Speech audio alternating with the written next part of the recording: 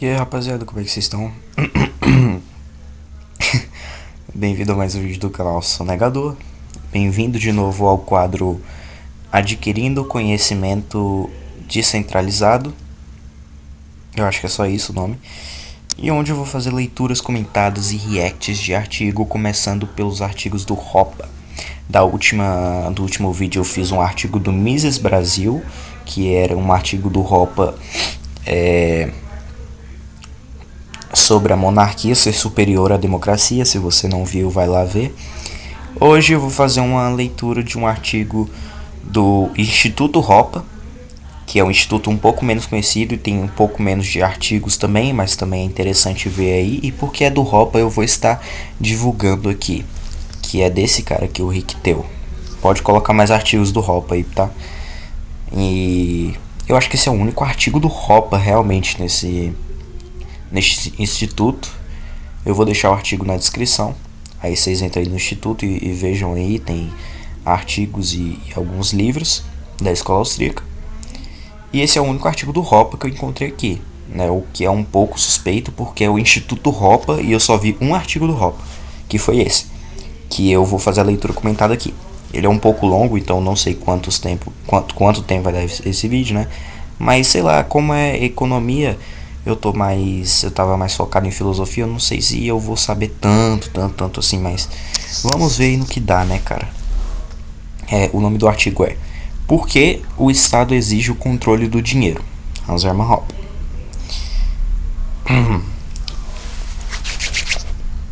Vamos começar.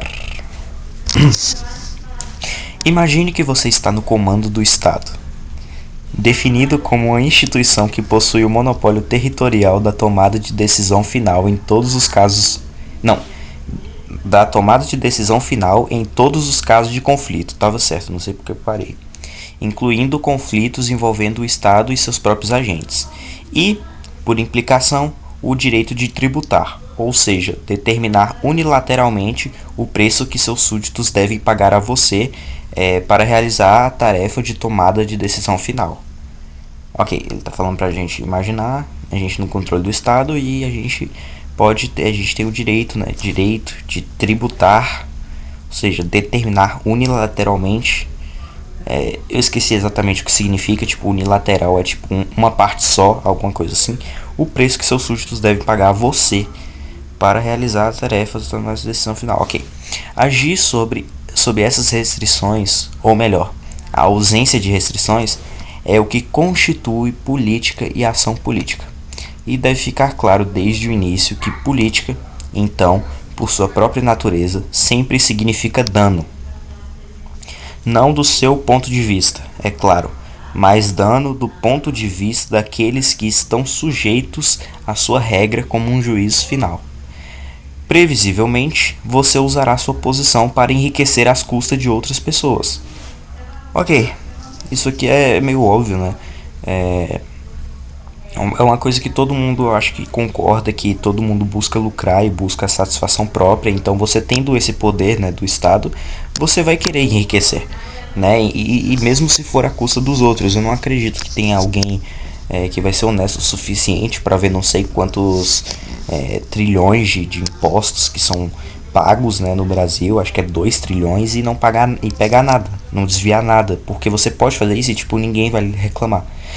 Tipo, vão reclamar os libertários, é óbvio, né? Então, né, é evidente.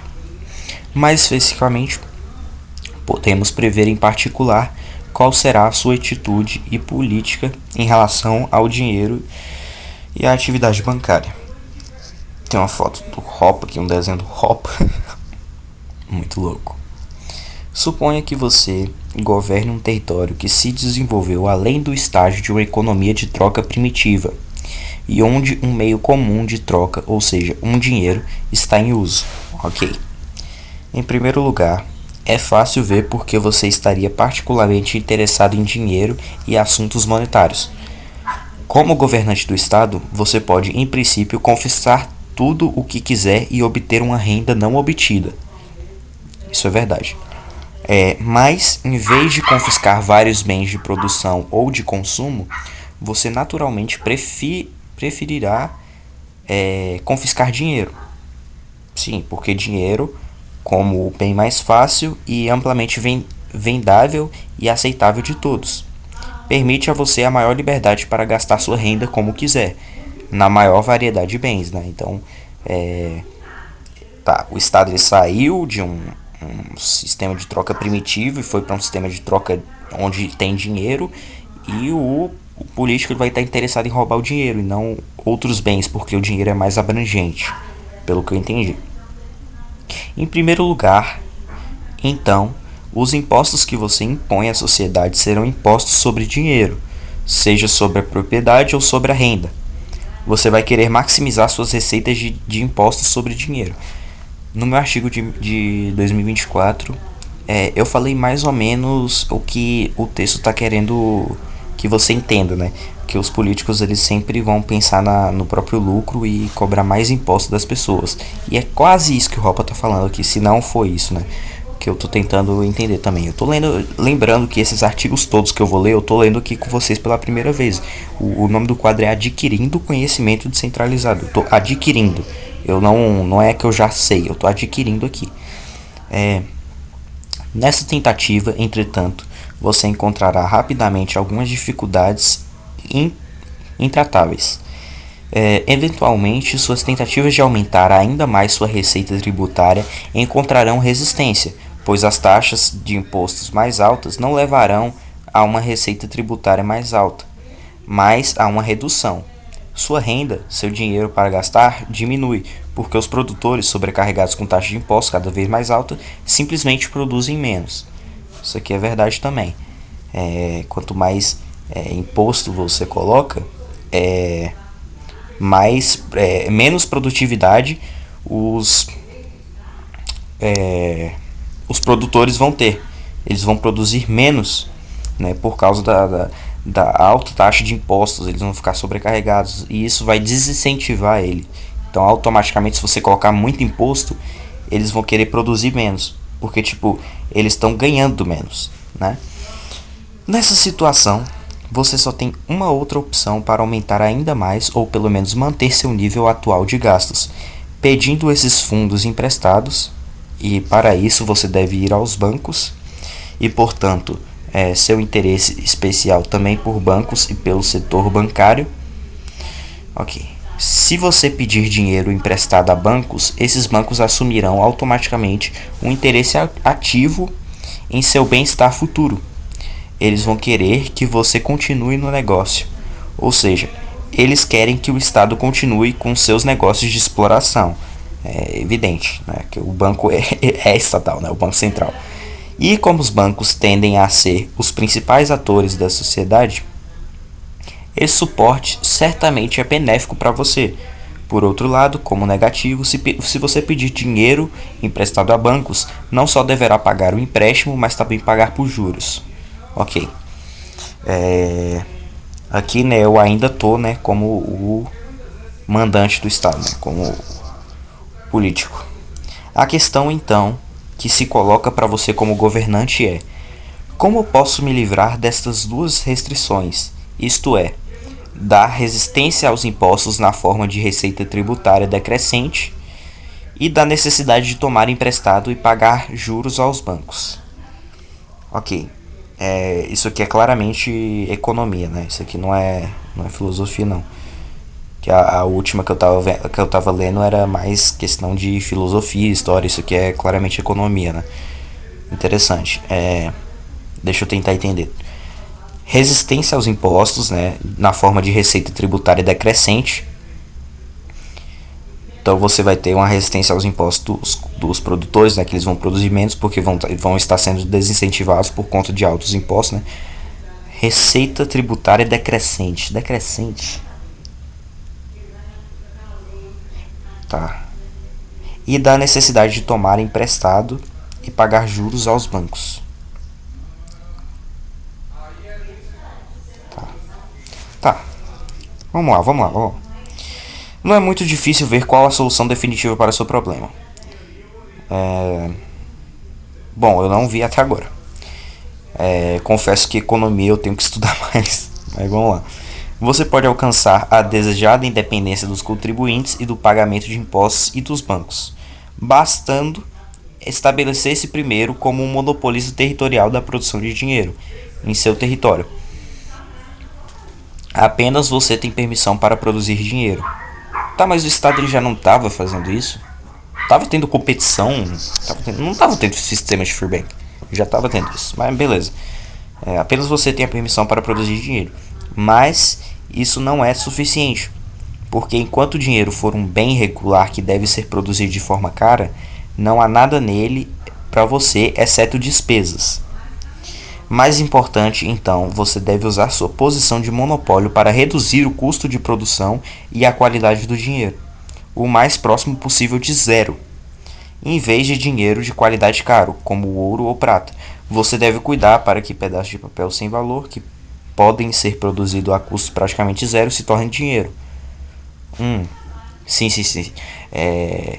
Para você maximizar, para o governante maximizar seus lucros, ele está pensando em reduzir a produção de dinheiro a custo e qualidade zero, mas que ainda transforme isso em dinheiro. Então, tipo, não tem um valor intrínseco, né? Aí já é a moeda fiduciária, né? Não é mais ouro, prata, essas coisas. Normalmente ninguém aceitaria pedaços de papel sem valor como pagamento por nada. Os pedaços de papel são aceitáveis como pagamento apenas na medida que sejam títulos de outra coisa, ou seja, títulos de propriedade.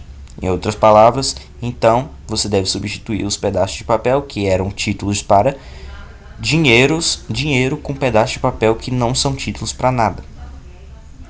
Então, tipo, a moeda fiduciária é só um pedaço de papel e ela só tem valor porque o governo diz que tem valor. Não é exatamente isso que está falando aqui, mas é só uma coisa que eu quis acrescentar, que é uma verdade que poucas pessoas conseguem enxergar. Mas então, vamos lá. Em condições competitivas, ou seja, se todos fossem livres para produzir dinheiro, um dinheiro que pode ser produzido a custo quase zero seria produzido até uma quantidade em que a receita marginal seja igual ao custo marginal. Porque o custo marginal é zero. A receita marginal, ou seja, o poder de compra desse dinheiro também seria zero. Daí a necessidade de monopolizar a produção de papel moeda, de modo a restringir sua oferta e a fim de evitar condições hiperinflacionárias e o desaparecimento de dinheiro do mercado e uma fuga para valores reais e mais ainda o mais barato o dinheiro mercadoria. E mais ainda, o mais barato, o dinheiro é a mercadoria. Aqui ele está falando que, tipo, se tivessem vários dinheiros competindo no mercado, né, várias moedas, como por exemplo, as criptomoedas, a que tivesse o maior custo de produção, acredito eu que seja isso, né, essa coisa de, tipo, de receita marginal, essas coisas que eu sinceramente eu não sei, mas se você tivesse, por exemplo, um sistema de free bank onde tem dinheiros competindo no mercado, tivesse maior custo de produção, seria o que mais valeria, né? O melhor dinheiro que tem, tipo, se você fizesse um dinheiro a custo zero, como faz o Estado, com um pedaço de papel, ele não seria muito valorizado, né? Seria valorizado dinheiro com custo mais alto, que paga mais coisa, etc. Enfim. De certa forma, você realizou o que todos os alquimistas e seus patrocinadores queriam alcançar. Você produziu algo valioso, dinheiro com poder de compra, de algo praticamente sem valor. Isso é verdade, né? Ele transformou papel, que é uma coisa que não tem quase nada de valor, você acha no chão. Tipo, você vai na rua, você acha papel no chão, em dinheiro. Em uma coisa que compra outras coisas bem mais valiosas que papel. Que conquista? Não custa praticamente nada e você pode dar meia volta e comprar algo realmente valioso, como uma casa ou um Mercedes. E você pode realizar essas maravilhas não apenas para você, mas também para seus amigos e conhecidos, dos quais você descobre que, de repente, tem muito mais do que costumava ter. incluindo muitos economistas que explicam por que seu monopólio é realmente bom para todo mundo. Ok. Quais são os efeitos? Em primeiro lugar, mais papel moeda não afeta em nada a quantidade ou qualidade de todos os outros bens não monetários. Sim, verdade. Né? Então, tipo, você imprimir mais dinheiro, mais moedas fiduciárias, não vai afetar em nada a quantidade ou qualidade de outros bens que não são monetários. Tipo, sei lá, um carro, acredito eu. Existem tantos outros bens como antes. Isso imediatamente refuta a noção, aparentemente sustentado pela maioria, se não por todos os economistas tradicionais, de que mais dinheiro de alguma forma pode de alguma forma aumentar a riqueza social. Tá, isso que tá muito errado, porque tipo assim, quanto mais dinheiro você imprime, mais inflação gera. É porque por causa do princípio da escassez, né? Porque quanto mais você tem, menos é valorizado, né? O preço das coisas é o quão escassas elas são. Então, o diamante ele é caro não porque ele é bonito ou sei lá, é porque ele é raro, né? E é por isso que uma pedra não tem muito valor, porque ela não é, ela é um produto com a escassez muito baixa. Você encontra pedra em tipo qualquer lugar. Se eu for no quintal da minha casa tem uma pedra, agora eu não tenho diamante. Por isso que pedra não tem valor nenhum e diamante tem um valor absurdo, que o diamante é muito raro. Da mesma coisa funciona para o dinheiro. Se você imprimir mais, você reduz a escassez dele e automaticamente o poder de compra também, né? Porque ele perde o valor. Acreditar nisso como todo mundo que propõe uma chamada política de dinheiro fácil como uma saída eficiente e socialmente responsável dos problemas econômicos aparentemente faz acreditar na mágica que as pedras, ou melhor, o papel, pode se transformar em pão. Em vez disso, o que o dinheiro adicional impresso afetará é duplo. Por um lado, os preços em dinheiro serão mais altos do que seriam de outra forma, e o poder de compra por unidade de dinheiro será menor. Em suma, o resultado será a inflação, como eu tinha falado, né? O Hopper falou a mesma coisa que eu aqui agora. Mais importante, no entanto, ao mesmo tempo que a maior quantidade de dinheiro não aumenta ou diminui, a quantidade total de riqueza social atualmente existente, a quantidade total de todos os bens na sociedade, ela redistribui a riqueza existente em favor de você e seus amigos e conhecidos. Ou seja, aqueles que recebem primeiro o seu dinheiro, você e seus amigos, são relativamente enriquecidos, possuem uma parte maior da riqueza social total, às custas do empobrecimento dos outros, que como resultado possuem menos. Esse argumento eu acho que eu já vi numa palestra dele, que basicamente, tipo, quando o Estado produz mais dinheiro, vamos dizer que você é o presidente, você está produzindo muito dinheiro, você é o primeiro a receber, ele ainda não inflacionou. Quem vai se fuder é o último que vai receber esse dinheiro. O trabalhador que vai receber o dinheiro que vai estar inflacionado já. Porque o presidente, enquanto ele está imprimindo lá, ele recebe o dinheiro enquanto ainda não inflacionou. Então ele vai ficar mais rico à custa do cara que está trabalhando e vai receber o dinheiro por último, que já vai estar inflacionado. O mesmo argumento aqui. O problema para você e seus amigos com essa configuração institucional não é que ela não funcione. Funciona perfeitamente, sempre para a sua própria vantagem e de seus amigos, e sempre a custas dos outros, né? Então, tipo, funciona para você que está governando e para os seus amigos, né, políticos. Mas isso é a custa dos outros, é a custa dos consumidores, dos trabalhadores, dos pequenos empresários que estão recebendo dinheiro por último já inflacionado. Tudo o que você precisa fazer é evitar a hiperinflação, pois nesse caso as pessoas evitariam usar dinheiro e fugiriam para os valores reais, roubando assim sua varinha mágica. Tá, ok. O problema com seu monopólio de papel moeda, se é que existe algum, é apenas que esse fato será imediatamente notado também por outros e reconhecido como a grande fraude criminosa que de fato é. Ok. Mas esse problema também pode ser superado se, além de monopolizar a produção de dinheiro, você também pode se tornar um banqueiro e entrar no negócio bancário com a criação de um banco central. Olha aí o Banco Central. Ai, cara. Olha o Robson Crusoe. Ô, louco. O Ropa sempre cita o Robson Crusoe quando ele vai fazer suas analogias. Enfim, vejam as palestras do Ropa. Como você pode criar papel moeda do nada, também pode criar crédito do nada.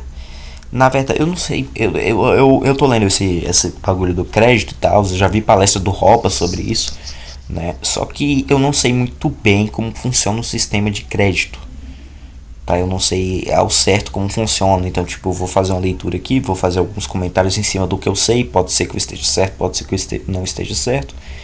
Enfim, vocês pesquisem aí por vocês mesmos, né? Mas essa parte assim de crédito eu não sei muito bem como funciona. Também pode criar crédito do nada. Na verdade, como você pode criar crédito do nada, sem nenhuma economia da sua parte, você pode oferecer empréstimos a taxas mais baratas do que qualquer outra pessoa, mesmo a uma taxa de juros tão baixa quanto zero, ou mesmo a uma taxa negativa. Com essa capacidade, não apenas sua antiga dependência de bancos e do setor bancário é eliminada, você pode, além disso, tornar os bancos dependentes de você e forjar uma aliança e cumplicidade permanentes entre os bancos e o Estado. Você nem mesmo precisa se envolver no negócio de investir o crédito por conta própria. Essa tarefa e o risco envolvido nela você pode deixar com segurança para os bancos comerciais. O que você, seu banco central, precisa fazer é apenas isso. Você cria crédito do nada e então empresta esse dinheiro a taxas de juro abaixo do mercado para bancos comerciais. Em vez de você pagar juros aos bancos, os bancos agora pagam juros a você. Ok, esse é o sistema do governo, né? E os bancos, por sua vez, emprestam seu crédito fácil recém-criado para seus amigos de negócio a taxas de juros um pouco mais altas, mas ainda assim submercados, para ganhar com o diferencial de juros. Além disso, para tornar os bancos especialmente interessados em trabalhar com você, você pode permitir que eles criem uma certa quantia de seu próprio novo crédito, de dinheiro em talão de cheques, além do crédito que você criou, reserva fracionária bancária. Esse bagulho de reserva fracionária realmente é foda. Deixa eu ver o que eu tenho foda. Não tá tudo muito, não. Vamos lá. Quais são as consequências dessa política monetária? Em grande medida, são iguais a uma política de dinheiro fácil. Primeiro, uma política de crédito fácil também é inflacionária. Mais dinheiro é colocado em circulação e os preços serão mais altos. E o poder de compra do dinheiro mais baixo do que seria o caso de outra forma. Sim, então a reserva fracionária também causa inflação, né? Em segundo lugar, a expansão do crédito também não tem efeito sobre a quantidade ou qualidade de todos os bens atualmente existentes. Não aumenta nem diminui sua quantidade, mas dinheiro é apenas isto, mais papel. Não aumenta e não pode aumentar a riqueza social em um iota. Você imprimir mais dinheiro, mais papel, não vai aumentar a riqueza de bens que não são dinheiro em papel, não são monetários. Por exemplo, você imprimir mais dinheiro não vai aumentar a produção de, sei lá, camisa, tá ligado? Não aumenta, então tipo, você tá imprimindo mais, você perde valor em relação ao bem não monetário. Você imprime menos, você ganha valor em relação ao bem não monetário. Onde eu parei aqui? Terceiro, o crédito fácil também engendra uma redistribuição sistemática da riqueza social em favor de você. O Banco Central e os bancos comerciais dentro do seu cartel. Você recebe um retorno de juros sobre o dinheiro que criou a custo de praticamente zero, do nada, em vez do dinheiro economizado de uma renda existente. E o mesmo acontece com os bancos, que ganham juros adicionais sobre seus empréstimos de dinheiro gratuitos. Assim, você e seus amigos banqueiros se apropriam de uma renda não ganha. Você e os bancos são enriquecidos às custas de todos os poupadores de dinheiros reais, que recebem um retorno de juros menor do que receberiam de outra forma, ou seja, sem a injeção de seu crédito barato e dos bancos no mercado de crédito. Então é aquele bagulho, né? Você imprimir mais, você ganha esse dinheiro, o dinheiro ele é criado a custo zero, você imprime mais, você ganha dinheiro do nada, porém à custa dos que vão receber aqui na escala mais baixa, né, da sociedade, como os trabalhadores comuns, que vão receber esse dinheiro por último. Então é como se fosse um roubo mesmo, né? Você cria esse dinheiro do nada para você, mas você tira o valor dele para o trabalhador aqui que vai receber aqui embaixo. Por outro lado, também existe uma diferença fundamental entre uma política fácil de imprimir e gastar dinheiro e uma política fácil de imprimir e emprestar de crédito, né? É aquele bagulho, né, do Rafael Lima, que eu já tinha visto um vídeo dele, que inflação é roubo, né? E tipo, realmente você percebe isso, né, quando você vê que a inflação beneficia o Estado, né? E só a inflação ela beneficia o Estado e rouba daqueles que estão recebendo por último aqui embaixo, né? Então é outra forma de roubo que o Estado pode usar, né? Por que todos os estados não inflacionam então? Justamente pelo motivo que o Ropa falou no início do artigo, né? As pessoas elas se revoltam e diminuem sua produtividade com essas políticas estatais, né? Porque, querendo ou não, os empresários, os empreendedores, eles sempre vão estar à mercê do mercado e não do Estado. Eles sempre vão fazer políticas para o mercado, competição, enfim. E o Estado, quando ele aumenta imposto, quando ele inflaciona, ele só diminui a produtividade daquele pequeno empresário que está empreendendo, enfim, competindo, etc., né? Inflação, imposto, tudo isso desincentiva. Por outro lado, também existe uma diferença fundamental entre uma política fácil de imprimir e gastar dinheiro e uma política fácil de imprimir. Isso aqui eu li. Em primeiro lugar, uma política de crédito fácil altera a estrutura de produção, o que é produzido e por quem, de uma forma altamente significativa. Você, o chefe do Banco Central, pode criar crédito do nada. Você não precisa primeiro economizar dinheiro com sua receita em dinheiro, ou seja, cortar suas próprias despesas e, assim, abster-se de comprar certos bens não monetários, como toda pessoa normal deve fazer, se conceder créditos a ninguém. Você só precisa ligar a impressora e assim reduzir qualquer taxa de juros exigidas de tomadores de empréstimo por poupadores em outras partes do mercado. A concessão de crédito não envolve nenhum sacrifício da sua parte. Por isso, esta instituição é tão simpática. Se as coisas correrem bem, você receberá um retorno de juros positivos sobre o seu investimento no papel e, se elas não forem bem, como produtor monopolista de dinheiro, você sempre pode compensar as perdas com mais facilidade que qualquer outra pessoa, cobrindo suas perdas com ainda mais papel impresso. Então, você está na inflação, uma coisa que eu esqueci de falar, tá aqui, você imprimiu o dinheiro a custo zero. Você fica mais rico por um tempo, porque a inflação ainda não chegou para você. A inflação começa daqui, nos trabalhadores. Uma hora a inflação vai chegar. O que você precisa fazer? Imprimir mais dinheiro. Aí volta o mesmo ciclo. O trabalhador vai se ferrar mais ainda com a inflação, porque vai inflacionar mais. Aí uma hora chega em você de novo e imprime mais. Volta o ciclo. É basicamente isso que o Ropa está falando aqui. E você sempre, como o Estado, sempre se beneficiando com a inflação, porque é só imprimir mais. Aí você vai desincentivar mais aquele que está produzindo, enfim, assim que funciona o Estado. Sem custos e sem risco genuíno e pessoal de perdas. Então, pode-se conceder crédito essencialmente indiscriminadamente a todos e para qualquer finalidade, sem preocupação com a credibilidade do devedor ou com a solidez de seu plano de negócios.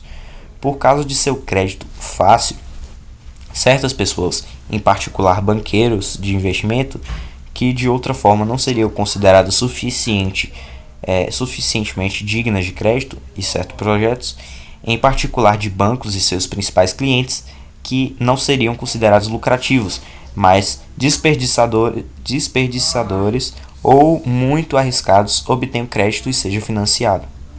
Essencialmente, o mesmo se aplica aos bancos comerciais dentro de seu cartel bancário.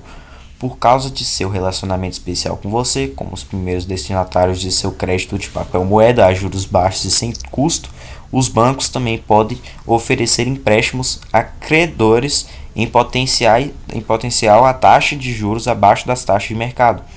E se as coisas correrem bem para eles, eles vão bem. E se não o fizerem, podem contar com você como produtor monopolista de dinheiro para salvá-los da mesma forma que você se salva de qualquer problema financeiro, imprimindo mais, com mais papel moeda, né? Enfim, coisa que eu expliquei. Consequentemente, os bancos também serão menos discriminadores na seleção de seus clientes e seus planos de negócio e mais propensos a financiar as pessoas erradas e os projetos errados. E há uma segunda diferença significativa entre uma política de imprimir e gastar e imprimir e emprestar. Essa diferença explica por que a redistribuição de renda e riqueza a seu favor e a de seus amigos banqueiros, que é adicionada pelo crédito fácil, leva à forma específica de um ciclo temporal, boom bust, ou seja, de uma fase inicial de prosperidade geral aparente, de aumentos esperados nas rendas e riquezas futuras, seguido por uma fase de empobrecimento generalizado, quando a prosperidade do período de expansão é revelada como uma ilusão generalizada. É basicamente aquilo. Uma hora você está aqui no período de prosperidade, quando você está imprimindo mais, mas aí a inflação chega, porque os bens eles continuam o mesmo. Você imprimir mais dinheiro não muda isso.